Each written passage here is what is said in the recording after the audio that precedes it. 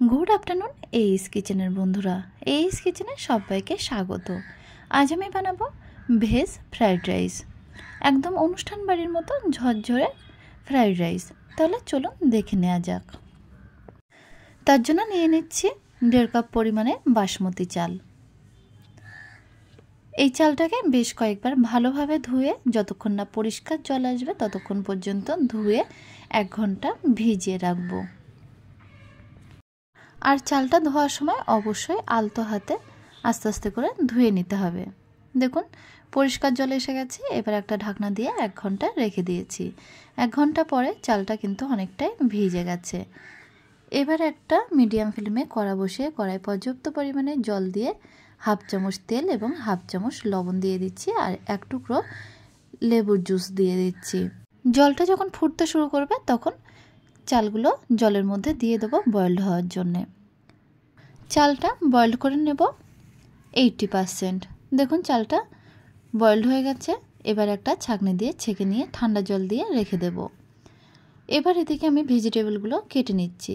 প্রথমে নিয়েছি yellow capsicum, তারপরে রেড ক্যাপসিকাম এবং গ্রিন ক্যাপসিকাম। সমস্ত ক্যাপসিকামগুলো কিন্তু আমি এইভাবে একটু লম্বা করে কেটে নেব। এরপরে নেব পেঁয়াজ, গাজর একইভাবে একটু লম্বা করে একই সাইজ করে কেটে নেব। আর নিয়েছি 1 টুকরো বাঁধাকপি, সেটাও কিন্তু একটু লম্বা লম্বা করে কেটে নেব। আর কিছুটা রসুন কুচিয়ে নিয়েছি, আদা কুচিয়ে নিয়েছি এবং ধনিয়া পাতা কুচিয়ে নেব। এবার মিডিয়াম ফ্লেমে এটি কড়া বসিয়ে কড়াইয়ের মধ্যে 4 চামচ মতো সাদা তেল দিয়ে দিচ্ছি। আর তেলের মধ্যে দিয়ে দিচ্ছি 2 থেকে 3 টুকরো দারুচিনি, লবঙ্গ, গরম মশলা এবং তেজপাতা। তারপর পরে দিয়ে দিচ্ছি রসুন কুচি, আদা কুচি। ভালোভাবে নাড়াচাড়া করে দিয়ে দিচ্ছি কেটে রাখা পেঁয়াজগুলো।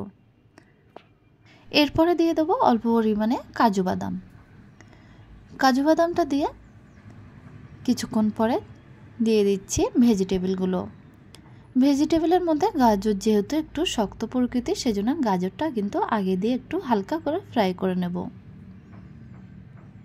গাজরটা দিয়ে 1 থেকে 2 মিনিট ধরে নাড়াচাড়া করে হালকা করে একটু ফ্রাই করে অর্থাৎ নরম করে নিয়েছি। তারপরে দিয়ে দেবো কালারিং ক্যাপসিকামগুলো।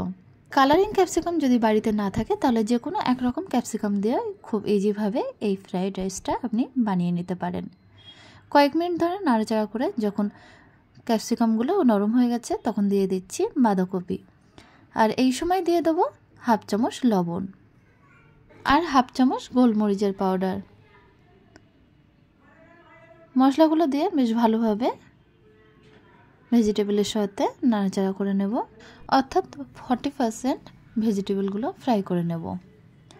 এরপরে দিয়ে দিচ্ছি বয়েল করে রাখা রাইসটা। এই সময় গ্যাসের ফ্লেমটা একদম লোতে রেখে দিয়ে দিচ্ছি বড় 1 চামচ সয়া সস এবং 1 চামচ ঘি। এবার রাইসটা বেশ উল্টে পাল্টে ভেজিটেবলের সাথে মিক্সড করে নেব। তাহলে তৈরি হয়ে গেছে আরও একটি নতুন রেসিপি, ভেজ ফ্রাইড রাইস। খুব সহজভাবে এই ভেজ ফ্রাইড রাইসটা আপনি বাড়িতে যে কোনো সময় বানিয়ে ফেলতে পারেন। একদম অনুষ্ঠান বাড়ির মতো ঝরঝরে এই ফ্রাইড রাইসটা বানাতে কিন্তু খুব বেশি টাইমও লাগে না। তাহলে বন্ধুরা আমার এই রেসিপিটা যদি আপনাদের ভালো লেগে থাকে তাহলে অবশ্যই ভিডিওতে একটা লাইক করবেন আর কমেন্ট করে জানাবেন। আর চ্যানেলটা যদি এখনও পর্যন্ত সাবস্ক্রাইব করা না থাকে তাহলে সাবস্ক্রাইব করার জন্য অনুরোধ থাকলো।